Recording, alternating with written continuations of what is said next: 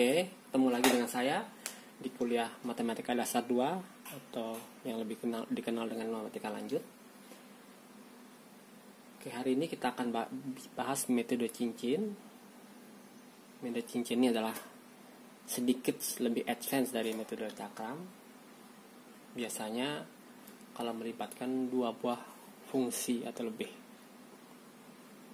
Oke, contohnya adalah kalau kita ingin disuruh mencari volume benda putar dari daerah yang dibatasi oleh dua kurva misalnya, yaitu kurva misalkan Y sama dengan X kuadrat dan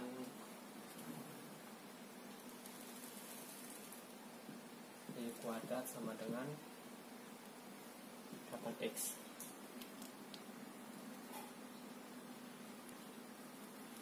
Ini kurva kuadrat. Fungsi kuadrat yang biasa kenal adalah parabola. Oke. Langkah pertama yang kita harus lakukan adalah mencari di mana dulu berpotong kedua buah kurva ini. Oke. Jadi kita misalkan karena Y kuadrat kita ganti Y kuadrat dengan X kuadrat ya. Jadi sama dengan X kuadrat dikuadratin sama dengan 8X. 8X pindah ke dalam ya. Ini sini jadi X pangkat 4 kurang 8X sama dengan 0. Terus keluarkan X-nya. X pangkat 3 kurang 8 sama dengan 0. Oke. Jadi X nya sama dengan 0. Yang pertama, yang kedua X kuadrat sama dengan 8. Oke. Jadi X kuadrat sama dengan X pangkat 3 sama dengan 8. Ini berakibat X nya sama dengan 2. Oke.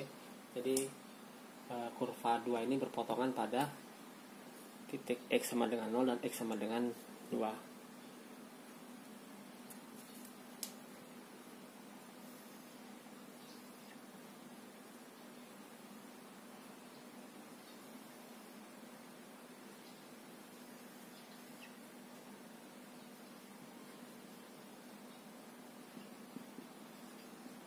Kurang lebih gini gambarnya. Itu Y kuadrat sama 8X bentuknya kan parabola begini kan. Sementara ini adalah fungsi kuadrat ya, parabola tembak ke atas juga sebenarnya. Oke. Jadi dia berpotongan titik 0 dan 2 tadi ya.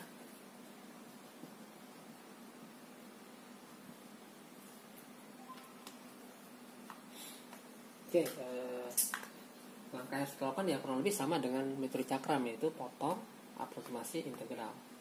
Jadi kalau kita bikin potongan di sini, oke, dan kita putar dalam sumbu X gitu,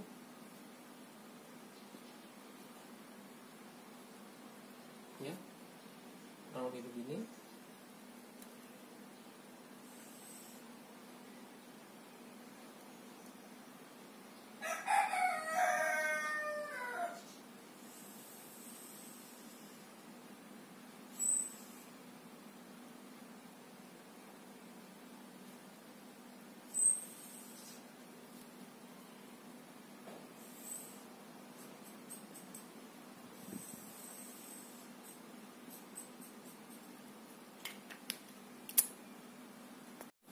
Kurang lebih kalau bidang ini kita putar terhadap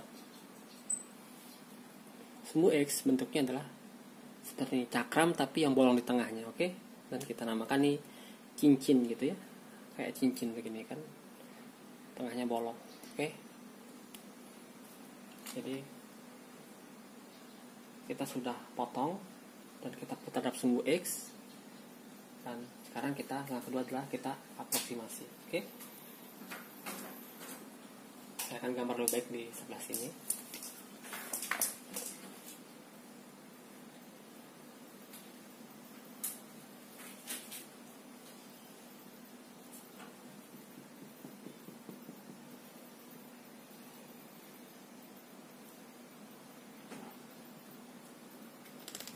Oke, kurang lebih bentuk cincin kayak begini, oke? Nah, tentu permasalahan adalah berapa volume potongan benda putar ini ya. Itu adalah luas permukaan dikali tebalnya. Oke, tebalnya seperti sebelumnya. Tebalnya adalah ini adalah delta X ya, delta X. Kemudian luas permukaannya adalah lingkaran luar, luas lingkaran yang besar dikurangi luas lingkaran yang kecil atau lingkaran yang dalam ya. Jadi luas lingkaran luar dikurangi lingkaran dalam. Jadi kita dapatkan bahwa potongan volume benda putar ini sama dengan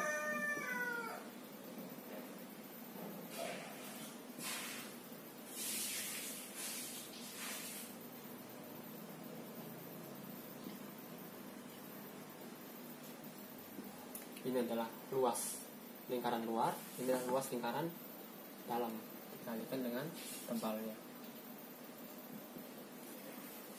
Oke. Nah, seperti semula, ini adalah sumbu X-nya ya, sumbu X-nya di sini. Oke.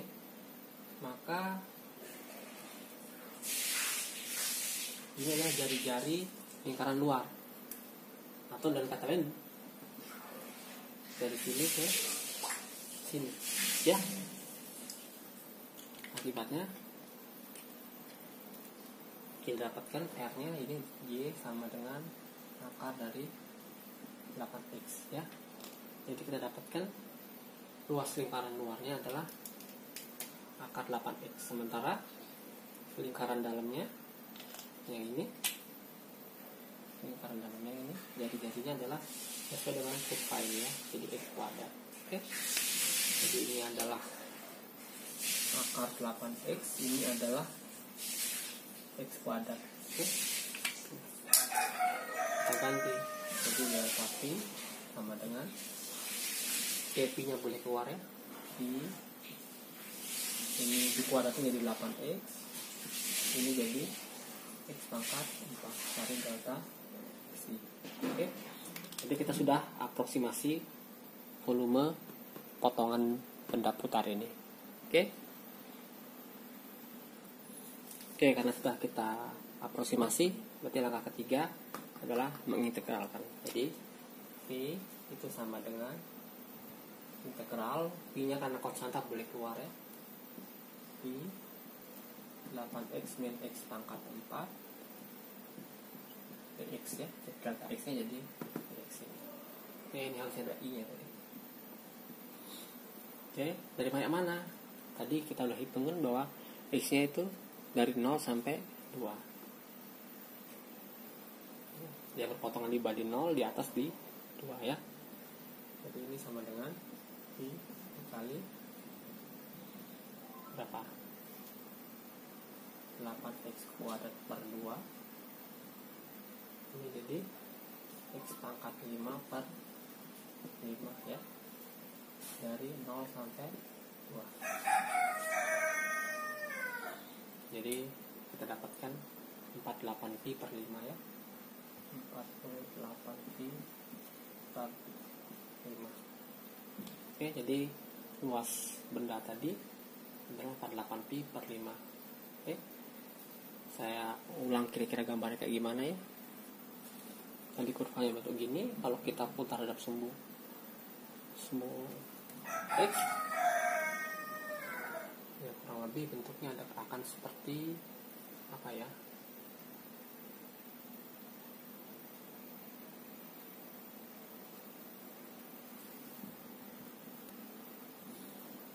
jadi kurang lebih gambarnya seperti ini ya.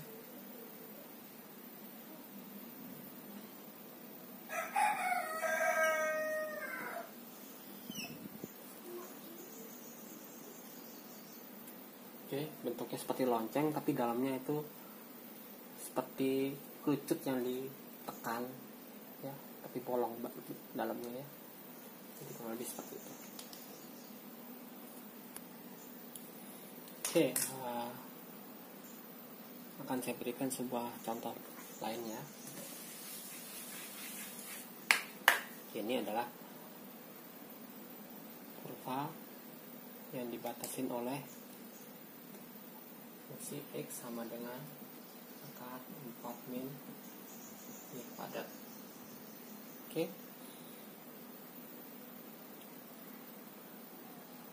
Tapi ini akan diputar dalam sumbu Y. Cuman kali ini ya sedikit berbeda ya. Akan diputar terhadap sumbu Y sama dengan 1 ya. Kita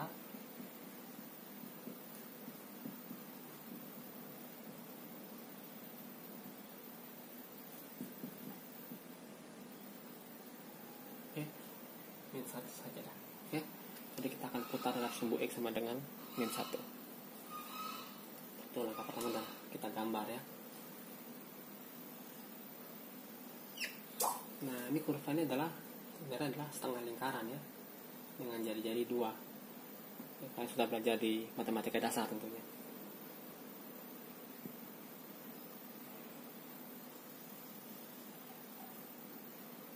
Nah, ini sumbu Y atau X sama dengan 0 dan X sama dengan min 1 nya di sini.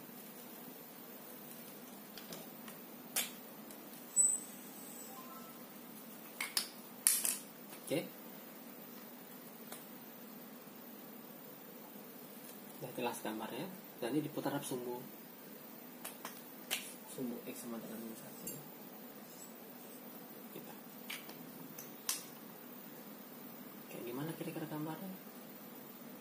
Gambarnya seperti bola yang gepeng, kemudian dibolongin tengahnya, bolongin bentuk tabung gitu ya.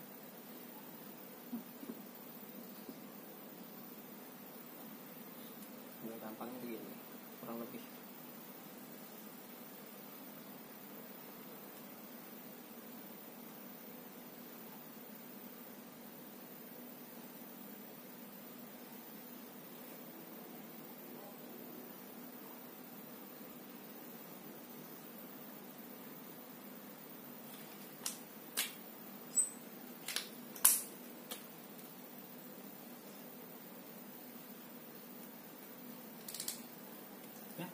Jadi ini sebuah tabung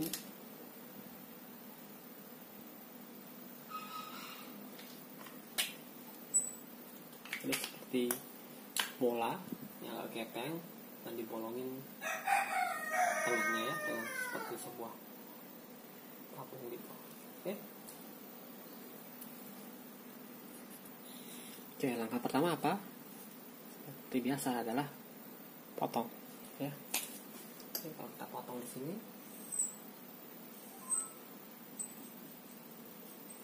kenapa dia sampai sini? Karena emang benda yang diputar adalah yang ini ya. Benda diputar itu yang ini. Diputar sumbu X mana itu adalah benda ini. Oke, jadi kalau kita putar dalam sumbu X, bentuknya adalah cincin lagi ya.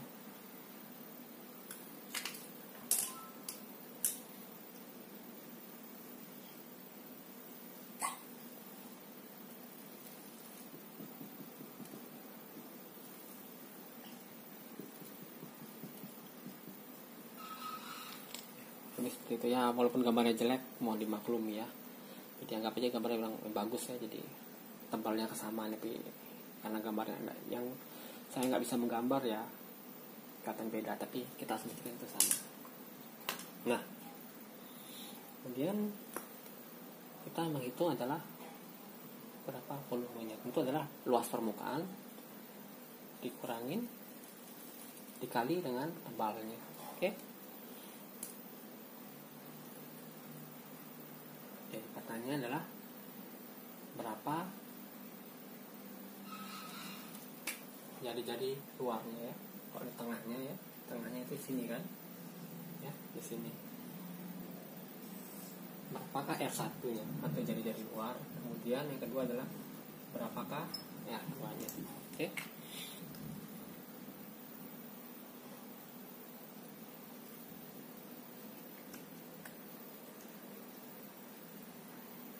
Oke, berapa R1 nya? Adalah fungsi ini ya, 4 min J kuadrat, tapi ditambah 1 ya.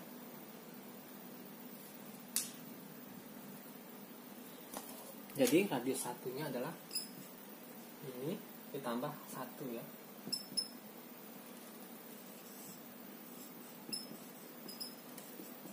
Sementara R2 nya adalah 1 ya. Jadi kita dapatkan bahwa kalau kita aproximasi maka delta V itu sama dengan I R1 kuadrat kurang R2 kuadrat kali delta XI ya. Dan ini sama dengan I R1 ini kan 4 min I kuadrat diakari tambah 1 dikurang 1 kuadrat kali delta XI.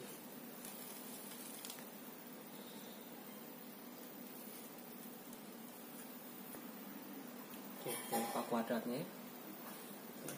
Berapa kuadrat ya? Sama dengan 1 kuadrat tambah 4 min Y kuadrat diakarin dikuadratin, oke, tambah 2 kali ini ya. Kalian ingat mungkin waktu di SMA bawah A plus B kuadrat sama dengan A kuadrat tambah B kuadrat tambah 2AB ya. Jadi ini A nya, ini B nya ya. Jadi kita serahkan sama dengan B dalam kurung ini kuadrat jadi 4 min I kuadrat ya. Kemudian B nya 1 tambah 1 kuadrat, oke, tambah 2A kali B, tambah 2 kali ini kali ini ya, tambah 2 kali akar 4 min Y kuadrat, oke. Kemudian ini kita sudah berhasil mendapatkan yang ini semua adalah ini ya, tapi dikurangi 1 kuadrat ya, dikurangi 1 kuadrat delta XI. Tapi ini sama-sama 1 jadi hilang ya. Jadi sama dengan Pi dalam kurung 4 min Y kuadrat plus 2 akar 4 min Y kuadrat.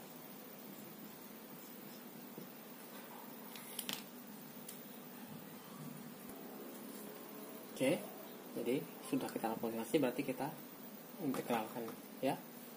Jadi sama dengan, jadi volumenya adalah integral Pi nya boleh keluar ya, integral dari 4 min Y kuadrat tambah 2 akar 4 min Y kuadrat dx ya. Dari mana dari min 2 sampai 2, oke.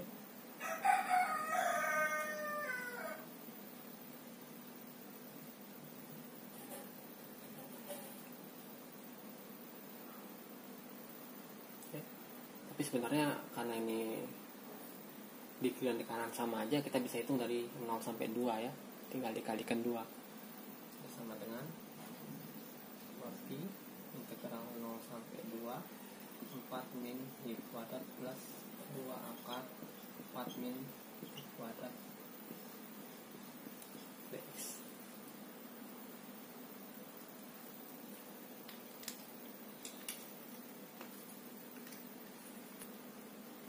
Oke, bagaimana mencari integral nih? Nah, untuk mencari integral ini tidak mudah ya. Kalian perlu belajar teknik integralan atau bab berikutnya ya. Jadi yang susah itu ini, karena ini kalian belum belajar gimana mengintegralkan ini ya. Kalau yang 4 dan min Y kuadrat sudah. Jadi kita cukup sampai sini ya, karena kalian masih belum bisa menghitung integral dari bagian sini. Oke?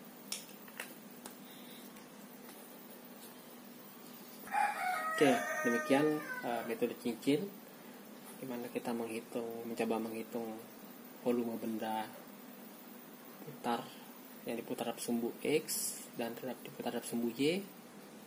Oke, ada 2 contoh tadi. Kalau masih ada pertanyaan silakan tinggalkan komentar atau silakan WhatsApp saya. Oke, sampai ketemu di kuliah berikutnya.